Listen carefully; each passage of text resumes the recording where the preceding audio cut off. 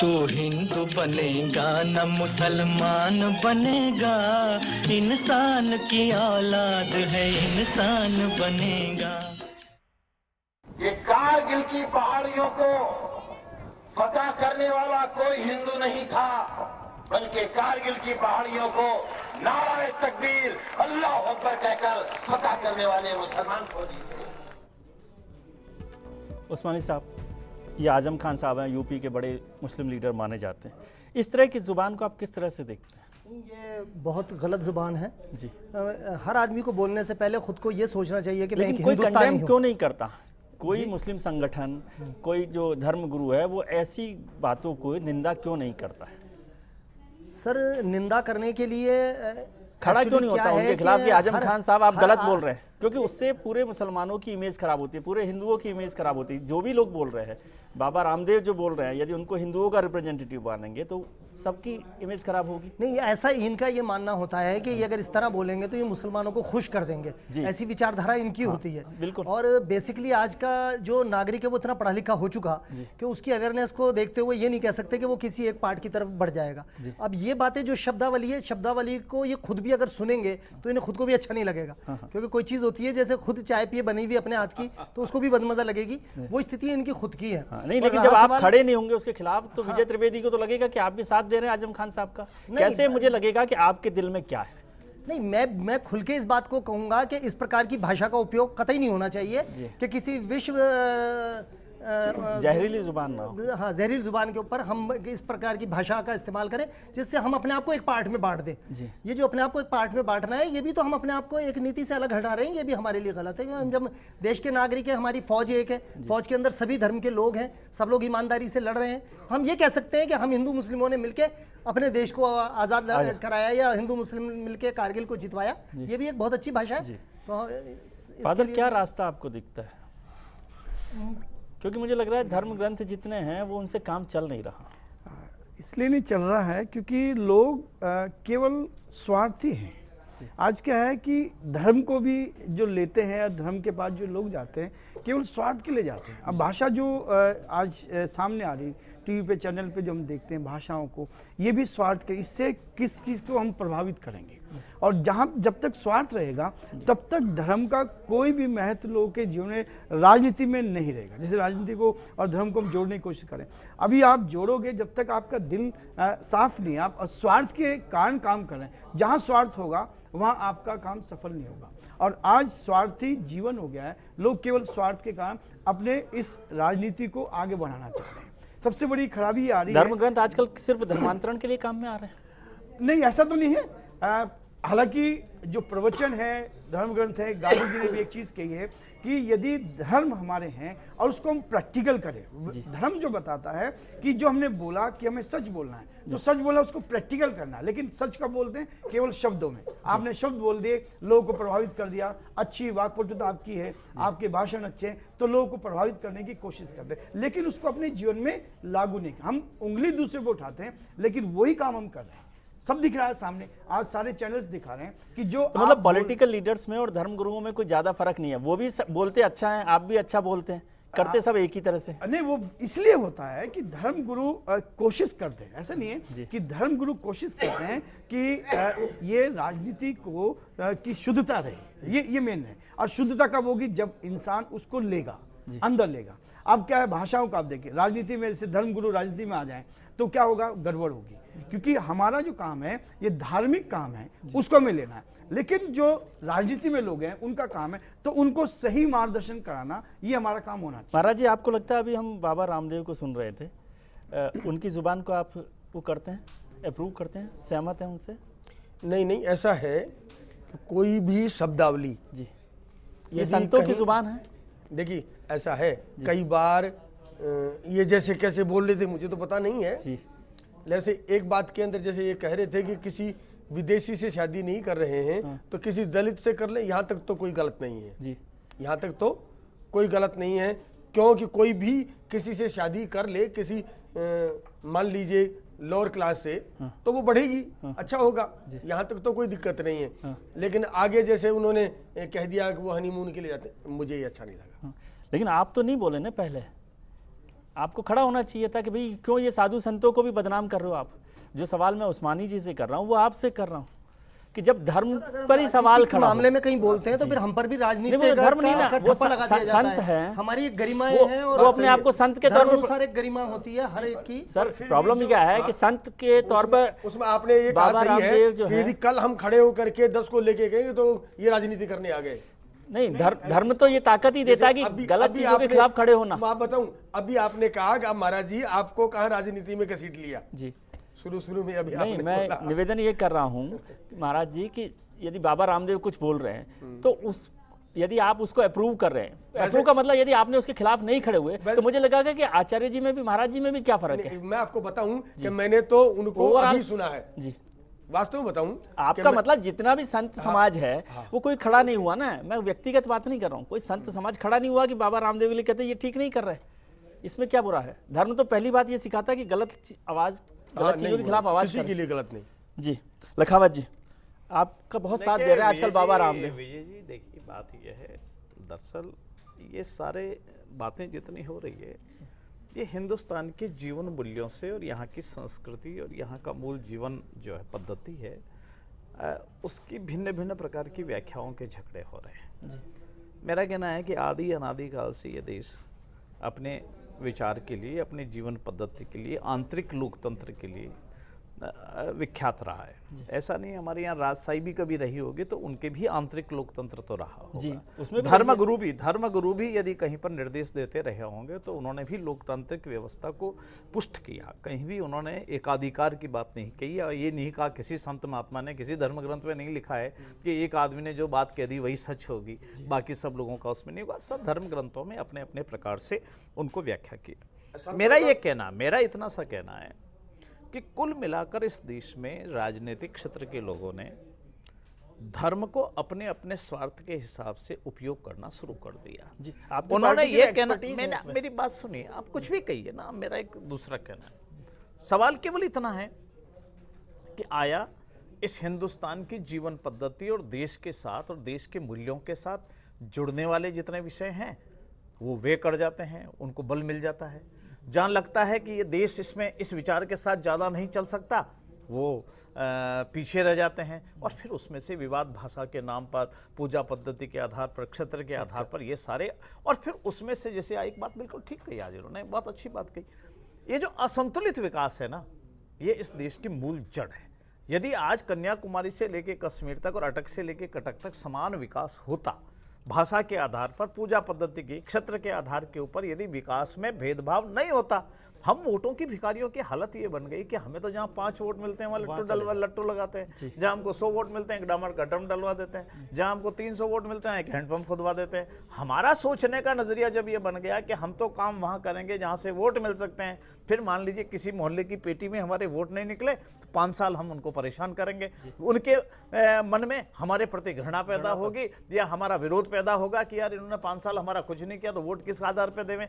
मेरा इतना कहना है कि सरकार में आ जाने के बाद कोई भी आए, कोई पार्टी हो, राजनीतिक दल हो, उसके लिए कोई पूजा पद्धति ये विकास का आधार नहीं होगा, कोई भी क्षेत्र भाषा ये विकास का आधार नहीं होगा। यह जब बराबर चलता रहता पर ये 60, 65, 67 साल में ठीक है, लेकिन बड़ी विजय के बाद खाई पैदा हो गई कि आज हमने ये ना तो हम इनको वोटर समझते हैं ना हम इनको कुछ समझते हैं, हमको तो वोटों की एक मशीन समझ लिया कि हम तो चुनाव के दिनों में जाएंगे, एक लालच दिखाएंगे, एक अच्छा आश्वासन देंगे और इनके वोट लेने की कोशिश करेंगे, फिर 5 साल इनसे नमस्कार, इनसे बात ही नहीं करेंगे, इनसे संवाद ही नहीं करेंगे। तो ये एक राजनीति में मिथ को तोड़ना पड़ेगा। मेरा ये बहुत अच्छी बात आपने कही है, लेकिन आपने जो जिक्र किया कि सरकार आने के बाद जो है ये व्यवस्था करनी चाहिए, लेकिन भगवत गीता आप पढ़ते रहे, भगवत गीता में कहा गया कि मतलब मंजिल से ज्यादा रास्ता भी जो है, जिस रास्ते से मंजिल को हासिल कर रहे हैं वो भी ठीक होना चाहिए। मैं आपको विजय जी एक बात बताता हूँ, एक सेकंड की बात। मैं पिछली बार धरोहर प्राधिकरण, विकास प्राधिकरण का चेयरमैन था।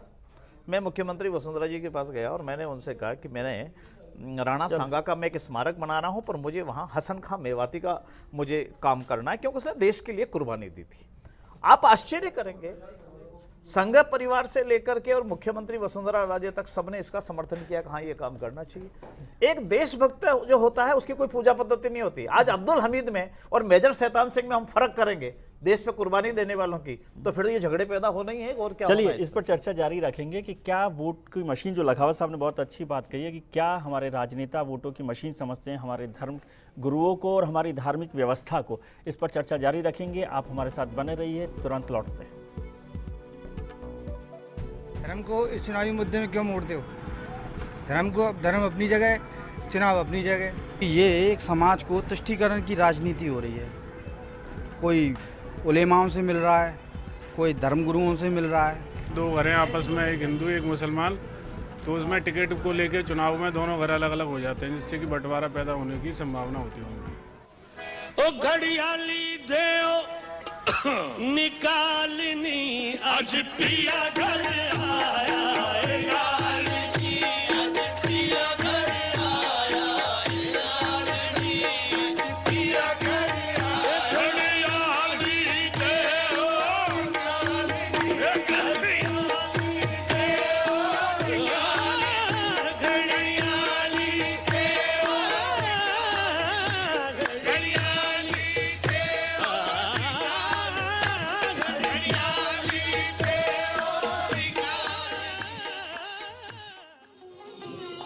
तू हिंदू बनेगा न मुसलमान बनेगा, इंसान की औलाद है इंसान बनेगा।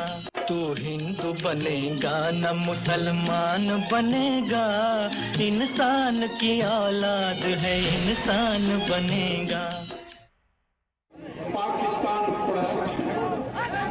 वही लोग नरेंद्र मोदी को रोकना चाहते हैं, जो लोग नहीं चाहते कि पाकिस्तान भारत के सामने झुकने टेके, वो वही लोग हैं जिनका मक्का मदीना पाकिस्तान है, राजनीतिक मक्का मदीना पाकिस्तान। लखावत साहब, ये आप ही की पार्टी के वरिष्ठ नेता हैं। पार्टी ने ऊपर से नीचे तक और माननीय नरेंद्र भाई ने सबने इसकी निंदा की है, तो इसका कोई समर्थन नहीं कर सकता। हम कैसे कह सकते हैं कि जो यहाँ वोट नहीं देगा वो पाकिस्तान चला जाएगा? हिंदुस्तान में वोट देने का जिसको अधिकार वो हिंदुस्तान में रहेगा, जन्म से लेकर के और मृत्यु तक उसका मौलिक अधिकार है। हम वोट के आधार पर किसी का अधिकार तय नहीं एक कर मैसेज तो सकते। ये जा ही रहा है कि जो मोदी के साथ है वो देश के साथ है। देखिए, मैंने आपसे एक बात कही, मेरा एक निवेदन करना यह एक संपूर्ण देश में वातावरण बना है। इस वातावरण के अंदर ये बातें सब चल रही है और सब लोग मान रहे हैं ऊपर से लेके नीचे तक। इसको तो कोई इनकार नहीं कर सकता कि देश में एक बदलाव का वातावरण बना है। अब उस बदलाव के वातावरण के अंदर सारी सीमाएं टूटी है जी, ऐसा भी नहीं है। मेरा ये कहना है कि पूजा पद्धति से लेकर क्षेत्र को लेकर, भाषा को लेकर, जहां हमारा प्रारंभिक काम ही नहीं था दक्षिण भारत के अंदर, वहां एक बड़ा बदलाव नजर आ रहा है। इसको इनकार नहीं कर सकते और ये बार बार होता रहता है राजनीतिक, और इसलिए देश में एक नई फिजा चल रही है। अब उस फिजा के आधार के ऊपर अतिरेक में आकर कोई ये कहे कि तुम हमको अगर वोट नहीं दोगे तो तुम्हारा स्थान पाकिस्तान होना चाहिए, और हमको वोट दोगे तो तुम हिंदुस्तान में रहने के लायक नहीं, तुम्हें जेल में रहना चाहिए, फिर भी तुम स्वर्ग में रहोगे, मैं इसके पक्षधर नहीं हूं ना, मेरी पार्टी भी। मैं आपको इसको मुबारकबाद देता हूं कि आप इस तरह से साफ बयान ही कर रहे हैं। उस्मानी साहब, बार बार कहा जाता है भारतीय जनता पार्टी की तरफ से भी और दलों से भी कि कांग्रेस और जो दूसरे दल हैं वो अल्पसंख्यकों के तुष्टीकरण की, अपीजमेंट की बात करती हैं, है ना। आप कहेंगे कि हम इसका विरोध करते हैं, लेकिन हकीकत यह है कि जितने धर्मगुरु हैं या जितने संगठन हैं माइनॉरिटी के, वो चाहते हैं कि उनका अपीजमेंट किया जाए। देखिए, जो एक बात कहती है कांग्रेस के, वो अल्पसंख्यकों को ये दे रही है या जो भी दे रही है जी, सबसे बड़ी बात तो ये है कि वो एक धोखा है जी। हम एक्चुअली क्या है कि बहुत छोटी सूक्ष्म दृष्टि से सोचते हैं। हमें अपनी सोच को बढ़ा करना चाहिए, क्योंकि इंसान के विचार उसका परिचय पत्र होता है। सबसे बड़ी सोच का तकाजा ये होना चाहिए, हमें सबसे पहले ये जानकारी होनी चाहिए हमारे दिमाग में कि हम इस मुल्क के जब बाशिंदे हैं तो हमें हर कीमत के ऊपर अपने जीवन को इस हिंदुस्तान के लिए समर्पित भावनाओं के साथ जीने की आदत डालनी चाहिए। और हमें ये भी देखना चाहिए कि हमें इतनी एबिलिटी पैदा करें, इतनी क्वालिटी पैदा करें कि हम लोगों को किसी की ये लफ्ज़ कहने के अधिकार नहीं हो कि क्या है। और कांग्रेस का अपना जो ये मत है कि वो ये मानते हैं कि सर हम कुछ दे रहे हैं और फिर कोई दूसरी पार्टी कहती है इनका तुष्टीकरण हो रहा है, तो ये दोनों चीज़ें निराधार है। अगर उसकी सत्यता की गहराइयों के अंदर हम जाके देखें तो मेरा मानना यह है कि ये एक सत्य नहीं है। लेकिन आप ये भी तो कहते हैं उनको कि लखावत जी को कि आप यदि ऐसा करेंगे तो ये एन ब्लॉक जो वोट है, क्योंकि हिंदुओं का जो वोट है वो बटा हुआ वोट है, क्रिश्चियंस का वोट जो है वो बहुत इतना स्पेसिफिक नहीं है कि जिससे कोई वोटों पर इलेक्शन पर फर्क पड़ रहा हो। आपके पास जो वोट है वो एन ब्लॉक है और वो दिलवा दूंगा ना, तो ये नतीजा जो है, क्योंकि आपके वोट तो इतने हैं ही, इसके अलावा ये 50,000 वोट में एन ब्लॉक दिलवा दूंगा।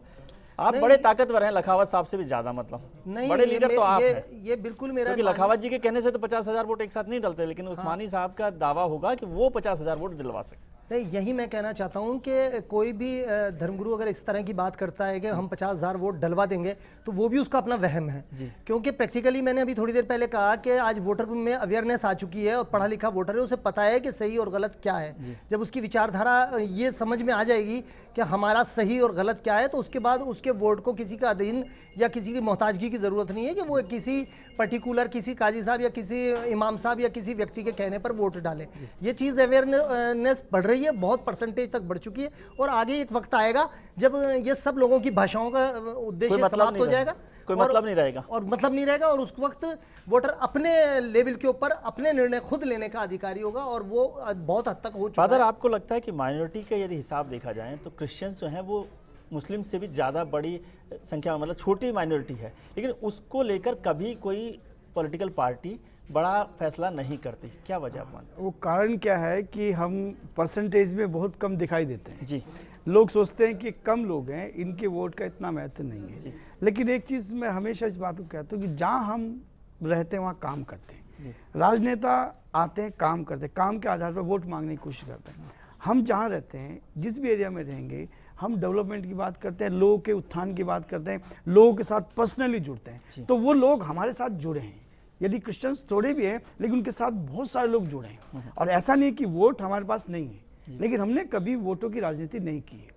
क्रिश्चियंस कभी भी वोटों की राजनीति नहीं करते। हम आपके साथ आप विश्वास दिलाते हैं, हम आपके साथ खड़े हैं, विश्वास से, ईमानदारी से खड़े हैं। और मैं लखावत जी का मैं धन्यवाद देना चाहूँगा, अच्छे विचार जो आज इन्होंने बताए हैं, जो दिल की बात की है कि इन जैसे राजनेता यदि तैयार हो जाएं तो राजनीति में एक ऊंचाई आएगी। क्योंकि विचार जो है ना, राजनेता में भी सब लोग एक जैसे नहीं है, सब गलत नहीं है, लेकिन लखावत जी जैसे तो एक दो लोग भी काफी हैं, यदि ठीक से हो जाएगा तो ठीक है, लेकिन जिसको आप विकास कहते हैं उसको ज्यादातर लोग धर्मांतरण कहते हैं। आपको नहीं, वो ये जो धर्मांतरण की बात आती है, यही गलत धारणा है जो धर्मांतरण की। अब मैं आपको बताऊं, ये राजनीति में क्या हो रहा है, आप वोट दोगे तो हम आपका काम करेंगे, ये लालच नहीं हुआ जी भाई। आप कहीं भी जाओगे, राजनेता जीतेंगे। महाराज जी, आप सहमत हैं फादर की बात से कि क्रिश्चियन मिशनरीज और जो सब लोग हैं वो विकास के लिए काम कर रहे हैं? सिर्फ ऐसा है, विकास के लिए तो काम कर रहे हैं, स्कूल वगैरह भी खोलते हैं, सारा कुछ भी खोलते हैं, लेकिन थोड़ी सी देर के लिए बहुत जगह जा कर के ऐसा हमारे को सुनने में आता है कि भ्रम भी पैदा करते हैं जी।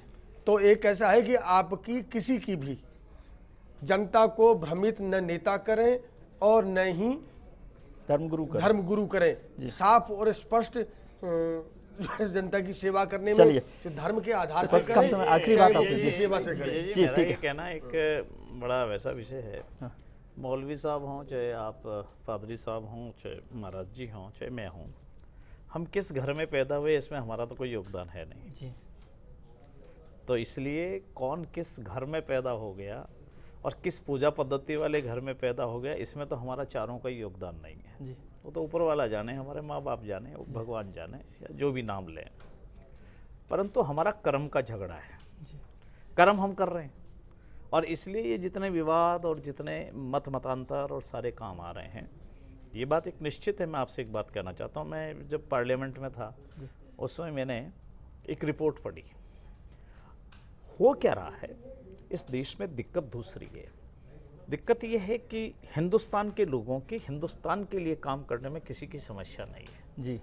आज अगर 1/3 जो देश है दुनिया के, वो ये चाहेंगे कि हम 300 साल बाद हिंदुस्तान को ये ला करके बना देंगे, या यूरोप के देश चाहेंगे कि हम हिंदुस्तान को ये बदल देंगे, ये ना मौलवी साहब टॉलरेट करेंगे, ना पादरी साहब टॉलरेट करेंगे, ना महाराज जी टॉलरेट करेंगे। हिंदुस्तान तो हिंदुस्तान के तरीके से ही चलेगा, एक बात।